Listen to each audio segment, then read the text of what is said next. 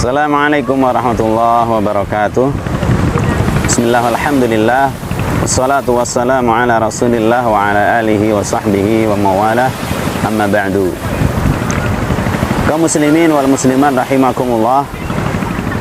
Ada pertanyaan, apakah boleh tamasya atau jalan-jalan itu? Kok ustadz kadang jalan-jalan? Jawabnya, hukum asal bepergian ke segala penjuru bumi termasuk untuk tujuan wisata atau rekreasi adalah mubah, diperbolehkan di dalam Islam selama tidak melanggar hal-hal yang dilarang oleh Allah Ta'ala. Allah Azza wa Jalla berfirman, huwallazi ja'ala lakumul arda dhalulan famshu fi manakibiha wa kulu min rizqih wa ilaihin nusyur. Dialah Allah yang menjadikan bumi itu mudah bagimu untuk ditelusuri, maka berjalanlah atau bepergianlah ke segala penjurunya dan makanlah sebagian dari rezekinya, dan hanya kepadanya lah kamu kembali, yakni setelah dibangkitkan. Surah Al-Mulk ayat 15.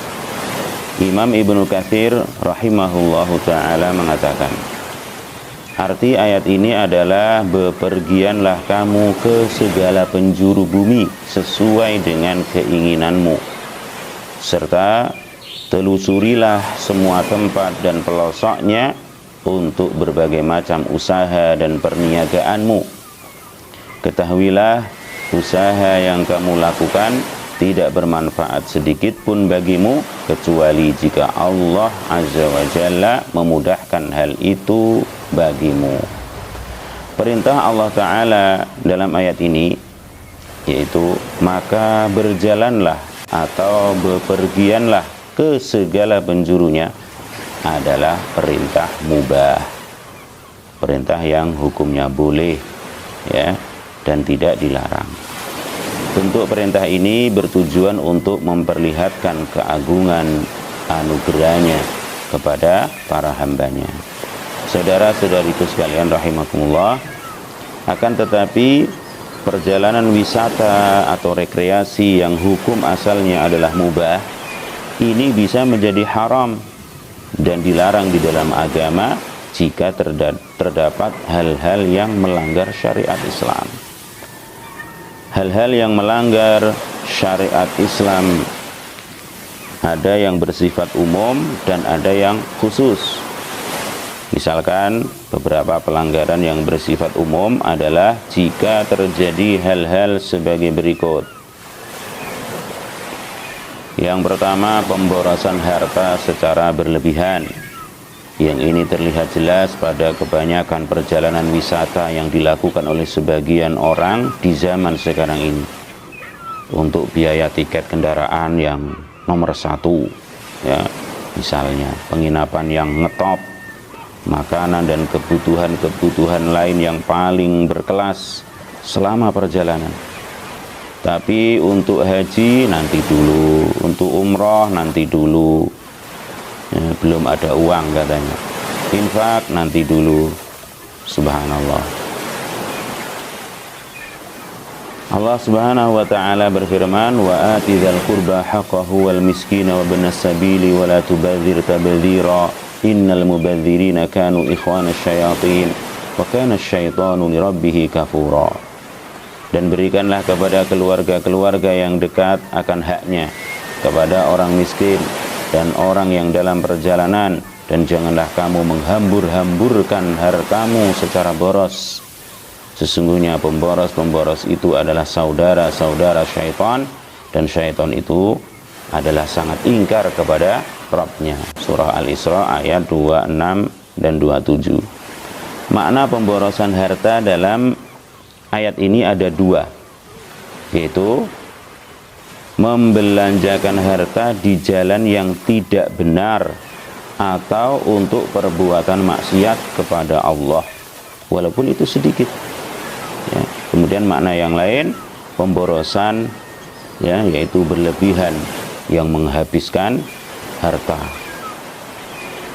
Baik, itu secara umum ya, pelanggaran yang pertama itu boros. Yang kedua, kesibukan yang melalaikan manusia dari mengingat Allah Azza wa Jalla, sehingga mereka tidak berniat untuk melakukan amal-amal ibadah, sehingga kadang lupa sholat, yang wanita mengumbar aurat dan lain-lain ya. Ingat akan firman Allah Ta'ala, ya ayyuhalladzina amanu la tulhikum amwalukum wala auladukum an dzikrillah wa man yaf'al dzalika faulaika humul khasirun. Yang ketiga adalah banyak melakukan perbuatan sia-sia dan tidak mengisi waktu luang dengan perkara-perkara yang bermanfaat. Jadi mungkin hanya ngobrol saja misalkan ya, jangan seperti itu. Baik, adapun pelanggaran secara khusus adalah seperti yang pertama, wisata ke negeri orang-orang kafir dengan tujuan untuk bersenang-senang di sana. Ini dilarang dan diharamkan di dalam Islam karena termasuk bentuk loyalitas ya, kecintaan kepada orang-orang kafir itu. Kok bisa hati kita tenang di negeri yang seperti itu ya. Yang kedua, wisata ke kuburan orang-orang yang dianggap soleh atau para wali yang mereka istilahkan dengan wisata religi begitu ya, lalu meminta-minta kepada ahli kubur tersebut. Padahal ini termasuk pelanggaran yang sangat besar ya, menyeret manusia kepada syirik. Yang ketiga, wisata ke peninggalan kaum-kaum yang Allah binasakan, atau ke situs peninggalan orang kafir, khususnya peninggalan mereka yang berupa tempat-tempat ibadah mereka ya, tempat pemujaan dan lain-lain yang berhubungan dengan keyakinan kufur atau syirik dan simbol-simbol agama mereka, misalnya candi-candi, patung, arca ya, piramida dan lain-lain. Hal ini diharamkan dan dilarang keras dalam Islam karena orang yang beriman kepada Allah Azza wa Jalla dan hari akhir tidak mungkin hatinya merasa tentram, damai ketika berada di tempat-tempat kesyirikan serta melihat simbol-simbol kekufuran itu. Bahkan kaum muslimin itu ya, mereka selalu berusaha untuk menjauhi hal-hal tersebut ya, dan berlepas diri darinya. Juga yang keempat ya, wisata yang jelas pelanggarannya adalah kalau wisata itu menuju ke tempat-tempat yang jelas-jelas di situ adalah tempat maksiat ya, seperti konser musik ya, diumbarnya aurat seperti di sebagian pantai ya. Maka ini semua dilarang. Oleh karena itu wasiat kita ketika kita hendak berwisata, jalan-jalan atau yang semisalnya, hendaknya diperhatikan yang pertama adab-adab safar ya, seperti doa keluar rumah, doa naik kendaraan, doa safar. Kalau jalannya naik baca takbir, kalau turun baca tasbih ya. Yang kedua, jangan lupa berbagi jika kita melihat ada yang butuh perhatian tenaga atau mungkin harta atau yang lainnya.